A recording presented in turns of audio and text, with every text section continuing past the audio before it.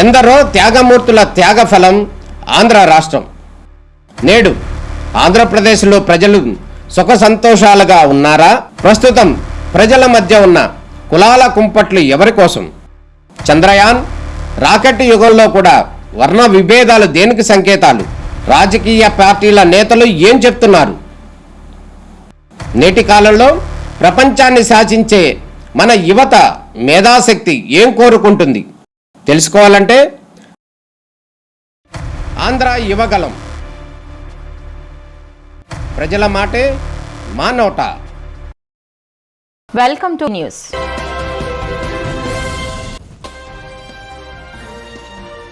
ధనిక రాష్ట్రాల కంటే ఏపీలోనే ఎక్కువ పింఛన్లు ఇస్తున్నామన్న CM Chandrababu. Doctor BR Ambedkar Konaseema జిల్లాలో పింఛన్ల పంపిణీ కార్యక్రమంలో పాల్గొన్న సీఎం.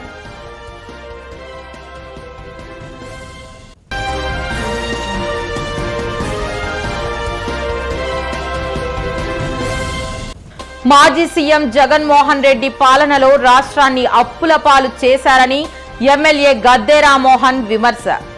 రాష్ట్రాన్ని దివాళా తీసే విధంగా గత ప్రభుత్వం పరిపాలన ఉందని ఆరోపణ. ధనిక రాష్ట్రాల కంటే ఏపీలోనే ఎక్కువ పింఛన్లు ఇస్తున్నామని సీఎం చంద్రబాబు వ్యాఖ్యానించారు. ప్రతి నెల 64 లక్షల మందికి పింఛన్లు అందజేస్తున్నామని వెల్లడించారు. గత వైసీపీ ప్రభుత్వం వితంతు పింఛన్లు ఇవ్వలేదని చంద్రబాబు విమర్శించారు. కానీ కూటమి ప్రభుత్వం 71,380 మందికి వితంతు పింఛన్లు ఇచ్చినట్లు వెల్లడించారు.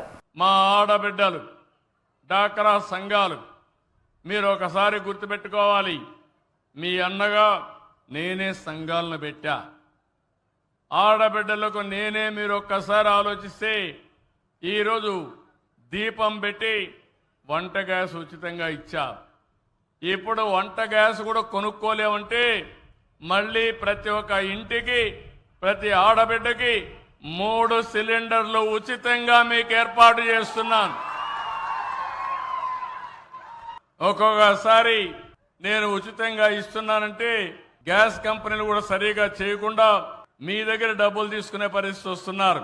నేను ఇచ్చేది డబ్బులు మీకు గాని గ్యాస్ కంపెనీలకు కాదు.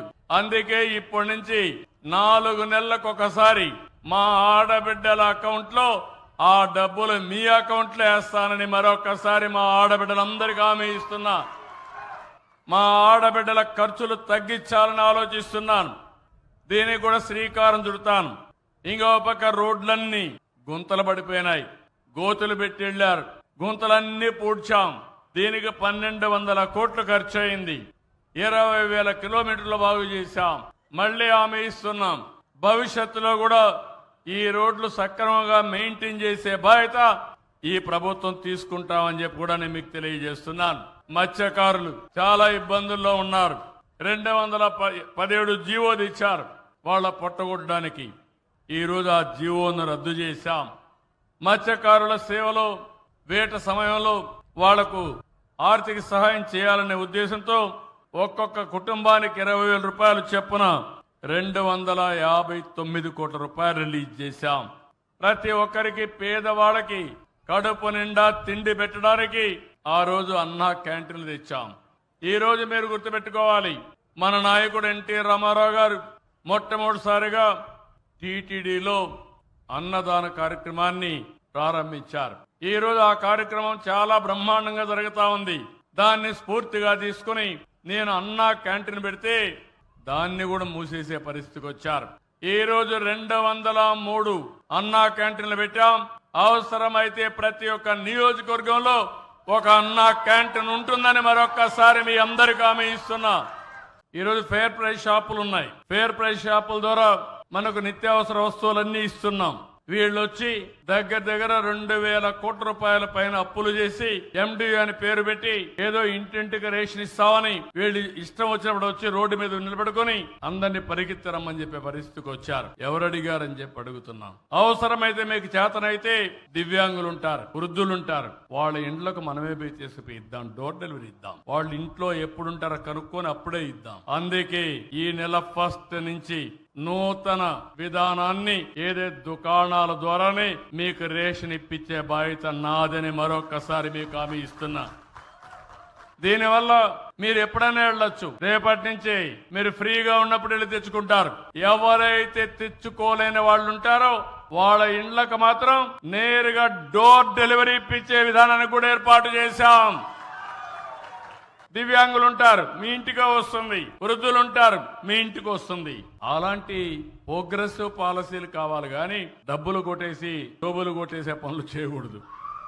దీంట్లో ఏం చేశారు తెలుసా? మీరు గుర్తుపెట్టుకోవాలి. పేరు డోర్ డెలివరీ వాహనాలు. ఈ వాహనాల్లో బియ్యం తీసుకుపోవడం, రోడ్డు మీదనే ఇచ్చినట్టు ఇచ్చి మళ్ళా బియ్యం తీసుకొని నేరుగా కాకినాడ పోర్టుకు వస్తుంది. ఎంత కరుడు గట్టిపోయారంటే ఈ దుర్మార్గులు వేల కోట్ల రూపాయలు ఖర్చు పెట్టే మాఫియా తయారైపోయారు. రాజకీయ నాయకులు కొనే పరిస్థితికి వచ్చారు, ఆఫీసర్లు కొనే పరిస్థితికి వచ్చారు, మాఫియాలుగా తయారైపోయారు. నేను ఒకటే చెప్తున్నా, నాకు అన్ని తెలుసుకొని చెప్పడంలో ఇక్కడ వాళ్ళ కొవ్వు ఎంత ఉందంటే నా దగ్గర కూడా వచ్చే పరిస్థితికి వస్తున్నారు. కాబట్టి వార్నింగ్ ఇస్తున్నా, మాఫియాలు జాగ్రత్తగా ఉండండి. ఎవ్వడు మిమ్మల్ని కాపాడలేడు. మీ పని మీరు చేయండి. అవసరమైతే మా వాళ్ళకు రైస్ వద్దనుకుంటే నేను వాళ్ళకి కావాలి డబ్బులే కావాలని డీబీటీ కింద వేస్తా, మీ అకౌంట్లో వేస్తా. ఆ దుకాణంలో మీకు నచ్చిన నిత్యావసర వస్తువులు మీరు కొనుక్కోవచ్చు. కావాలంటే బియ్యం కొనుక్కోండి, లేకపోతే ఇంకొక పక్కన పోతే మీకు కావాలంటే చక్కెర కొనుక్కోండి, తెను బండారాలు కొనుక్కోండి, గోధుమలు కొనుక్కోండి, కూరగాయలు కొనుక్కోండి. నాకు ఏం బాధ లేదు. కానీ పేదవాడికి ఇచ్చే డబ్బులు పేదవాడికి చేరాలి. మధ్య దళారులు ఉంటే మాత్రం, దళారీలు మాఫియాలుగా తయారై డబ్బులు పెట్టి చేస్తే మాత్రం మీకు రాష్ట్రంలో చోటు లేదని మరొక్కసారి హెచ్చరిస్తున్నా. వేల కోట్ల రూపాయలు. ఆశ్చర్యం వేస్తుంది నాకు ఇవన్నీ చూసినప్పుడు. అంటే ఈ రాష్ట్రానికి ఒక నేర చరిత్రలో వచ్చేసి ఏం చేస్తున్నారంటే నేరాలు ఘోరాలు చేసి దానికి ముసుగు రాజకీయం, ఎంచో పైన రాజకీయం ముసుగేస్తున్నారు. అందుకే నేను చెప్పాను, ఆర్థిక నేరస్తులు చాలా ప్రమాదం. టెర్రరిస్టులు వీళ్ళు, ఆర్థిక ఉగ్రవాదులు వీళ్ళంతా.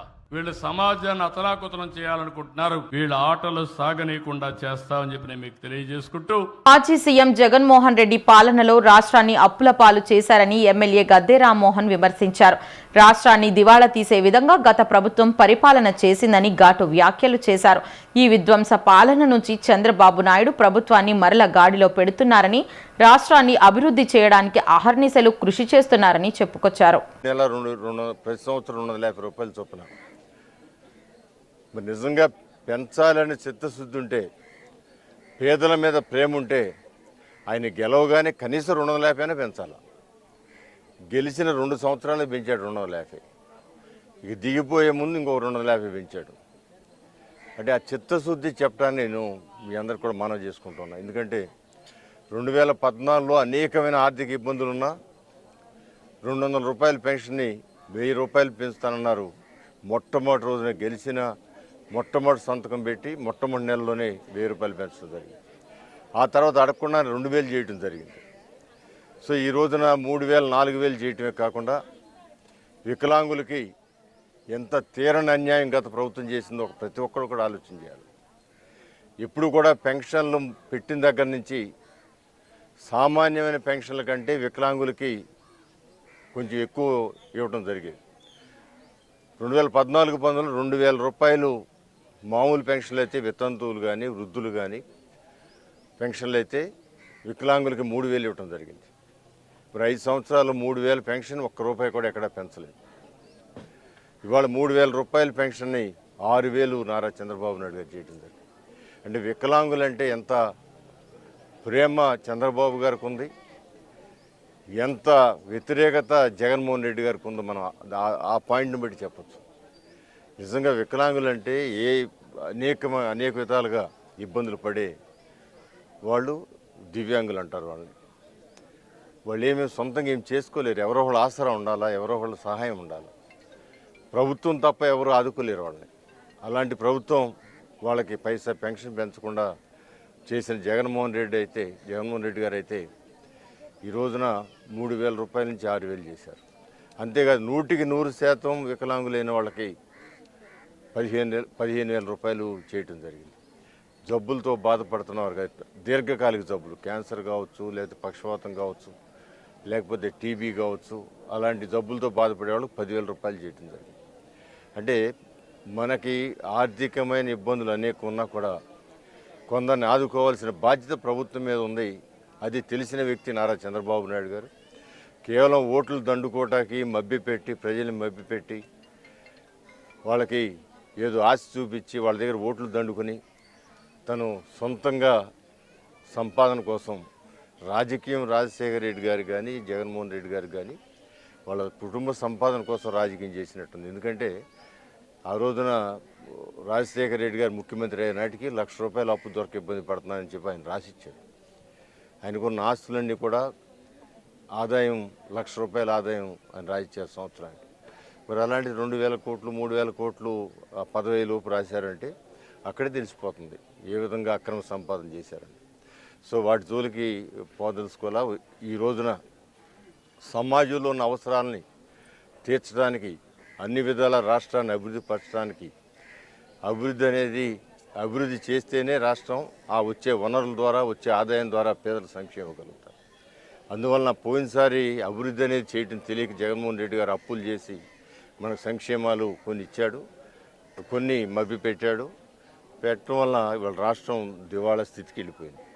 అదృష్టవశాత్తు మరలా ప్రజలు చంద్రబాబు గారిని ఎన్నుకున్నారు కాబట్టి మరలా దాన్ని గాడిలో పెట్టి ఆంధ్ర రాష్ట్రం యొక్క ప్రగతిని, ఆంధ్ర రాష్ట్రం యొక్క విధానాన్ని మరలా ప్రపంచానికి చూపుతున్న వ్యక్తి నారా చంద్రబాబు నాయుడు గారు. ఓ పక్కన పోలవరం కానివ్వండి, ఓ పక్కన అమరావతి కానివ్వండి, అదేవిధంగా అనేకమైన కంపెనీలను ఇన్వైట్ చేయడంలో కానివ్వండి, అన్నీ కూడా సక్సెస్ అయ్యి ఇవాళ వనరుల అభివృద్ధి పరుచుకొని సంక్షేమ కార్యక్రమాలు ఇవ్వడం జరుగుతూ ఉంది. ఈ నెలలో అమ్మకి వందనం అనే బహుత్తరమైన కార్యక్రమం, తల్లికి వందనం అనే బహుత్తరమైన కార్యక్రమం ఈ నెలలో మొదలవుతూ ఉంది. ఎంతమంది పిల్లలు ఉంటే అంతమందికి 15,000 ఇస్తా అని చెప్పారు. అదేవిధంగా ఇవ్వడం జరుగుతోంది. దాంతో మిగతా కార్యక్రమాలన్నీ కూడా ఆగస్టు 15వ తారీఖున మహిళలకి ఉచిత బస్సు ప్రయాణం, ఇవన్నీ కూడా ఒకటొకటి స్టెప్పుల వారుగా చేసుకుంటూ ముందుకు వెళ్తూ ఉన్నారు. ప్రజలు కూడా ఓర్పుతో వాళ్ళు చెప్పే, ప్రతిపక్షాలు చెబుతారు, ఎవరి ప్రతిపక్ష బాధ్యత అనేకమైన అబద్ధాలు చెప్పవచ్చు, లేకపోతే మనని మభ్య పెట్టడానికి రకరకాల మాటలు చెప్పవచ్చు. కానీ వాస్తవ పరిస్థితులు, రాష్ట్రంలో ఉన్న పరిస్థితులన్నీ కూడా తెలుసుకుని, గతంలో ఇసుక దొరికేది కాదు, ఇవాళ ఇసుక ఉచితంగా దొరుకుతుంది. నిర్మాణ కార్మికులు కొంత ఉపాధి దొరుకుతాం, ఇంకా కూడా మొదలవ్వాల్సిన అవసరం ఉంది. ఎందుకంటే ఆ షాక్ నుంచి ఇంకా ప్రజలు అన్నీ కూడా సరి చేసుకుని ముందుకు వెళ్ళడానికి సమయం పట్టుద్ది. ఏదేమైనా కూడా అన్ని కోణాల్లో అందరినీ అది కూడా చేసే ప్రయత్నానికి చంద్రబాబు గారికి మీరు అందరూ సహకరించాలని మీ ద్వారా కోరుతా ఉన్నాను. ఎన్డీఏ కూటమి ప్రభుత్వం అధికారంలోకి వచ్చిన తర్వాత దివ్యాంగులకు ఆశించిన స్థాయి కన్నా ఎక్కువ మేలు జరిగిందని వీర వసంత దివ్యాంగుల సంక్షేమ సంఘం అధ్యక్షుడు మల్లెల లక్ష్మీనారాయణ పేర్కొన్నారు. పింఛను 2 రెట్లు పెంచడం, సదరు సర్టిఫికేట్ సంవత్సరంలో అన్ని రోజులు ఇచ్చేలా వెసులుబాటు ఇవ్వడం వంటి అనేక మంచి కార్యక్రమాలు చేశారని చెప్పారు. భవానీపురంలోని ఎన్డీఏ కార్యాలయంలో ఏర్పాటు చేసిన విలేకరుల సమావేశంలో ఆయన మాట్లాడుతూ, ఇందుకు కృతజ్ఞతగా ముఖ్యమంత్రి చంద్రబాబును, ఉప ముఖ్యమంత్రి పవన్ కళ్యాణ్లను సత్కరించుకోవాలని భావిస్తున్నామని స్పష్టం చేశారు. ఏపీ వీరవసంత దివ్యాంగుల సంక్షేమ సంఘం రాష్ట్ర అధ్యక్షులు మల్లెల లక్ష్మీనారాయణ ఈ రోజున ఎన్డీఏ కూటమి అధికారంలోకి వచ్చి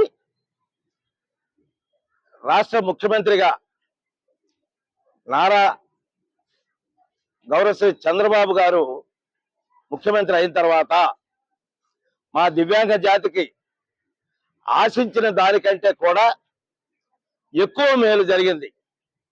దానికి ఉదాహరణగా ఆయనే పెంచి 3,000 రూపాయలు పింఛన్ని మళ్ళీ ఆయన వచ్చిన తర్వాత 3,000ని 6,000 చేయటం, 5,000 రూపాయలు పింఛన్ 15,000 చేయటం, అట్లాగే సదరన్ సర్టిఫికెట్ల విషయంలో 365 రోజులు కూడా మేము సదరన్ సర్టిఫికెట్లు పొందే అవకాశం కల్పించటం, ఇటువంటి మంచి పనులు ఈ యొక్క ప్రభుత్వంలో జరిగినాయి.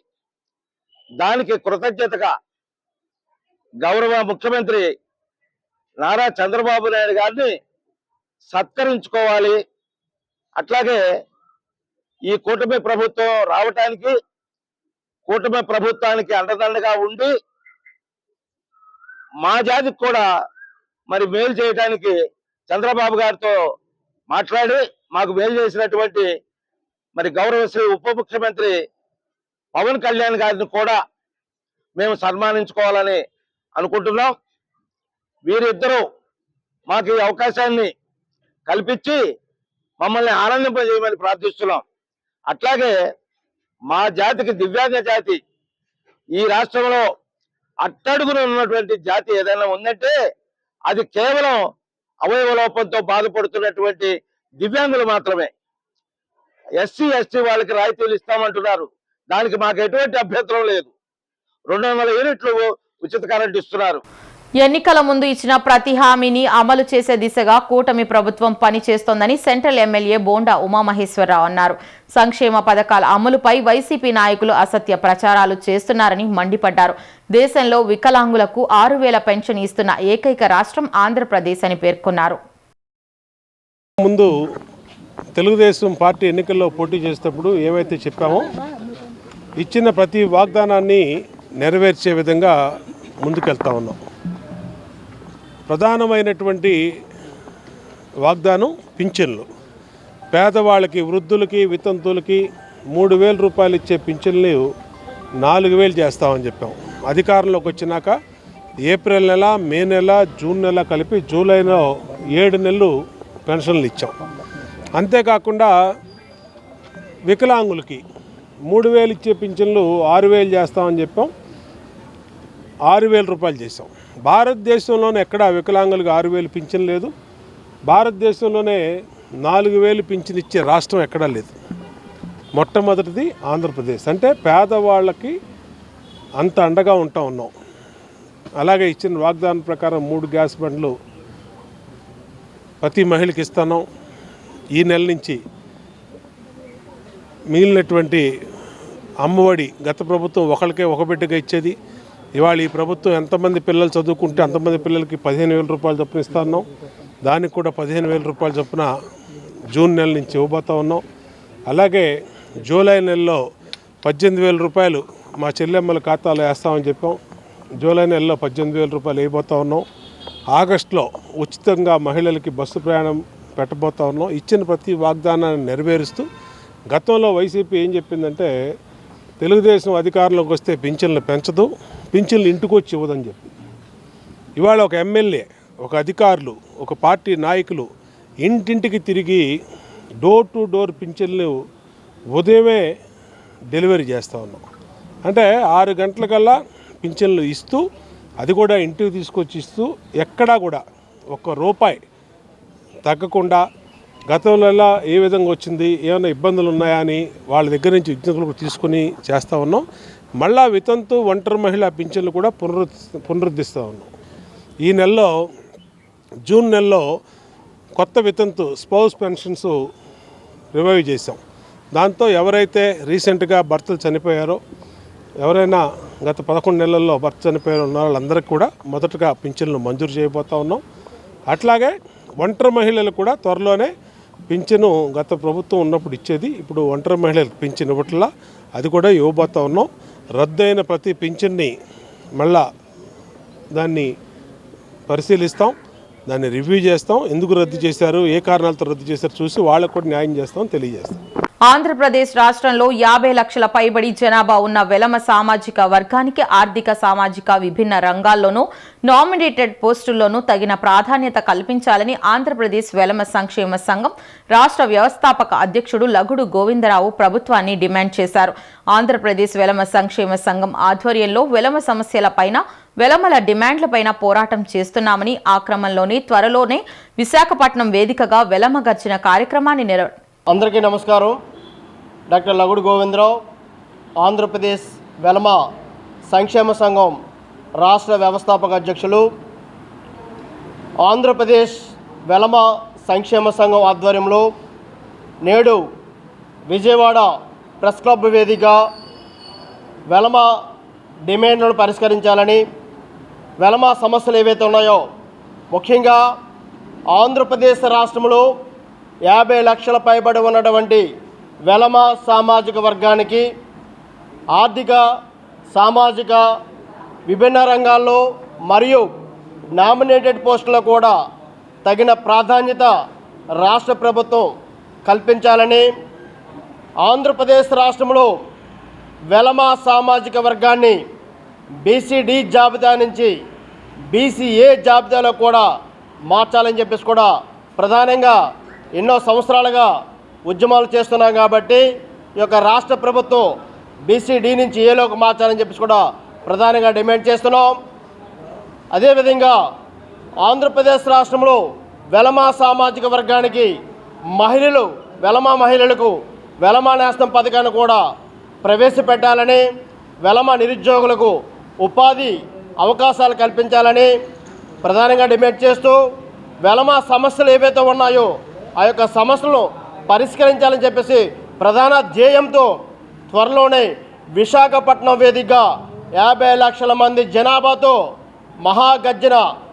వెలమ గర్జన కార్యక్రమం కూడా నిర్వహిస్తున్నామని చెప్పేసి కూడా ఈ యొక్క మీడియా సమావేశంగా మేము పిలుపునిస్తున్నాం. మరి అదేవిధంగా ఈ యొక్క రాష్ట్ర ప్రభుత్వం రాష్ట్రంలో ఒక స్పీకర్గాను అయ్యన్న పాత్రుడు గారికి, అదేవిధంగా రాష్ట్ర మంత్రిగా అచ్చెన్నాయుడు గారికి, అదేవిధంగా కేంద్ర మంత్రిగా రామ్మోహన్ నాయుడు గారికి కూడా సముచిత స్థానం కల్పించినందుకు కూడా వెలమ కుటుంబ సభ్యుల తరపున ఈ యొక్క రాష్ట్ర ప్రభుత్వానికి మేము శుభాభినందనలు తెలియజేస్తున్నాం.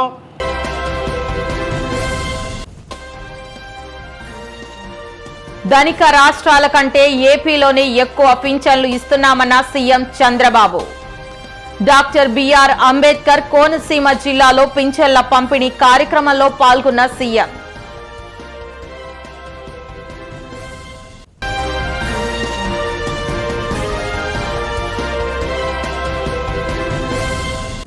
మాజీ సీఎం జగన్మోహన్ రెడ్డి పాలనలో రాష్ట్రాన్ని అప్పుల పాలు చేశారని ఎమ్మెల్యే గద్దె రామ్మోహన్ విమర్శ.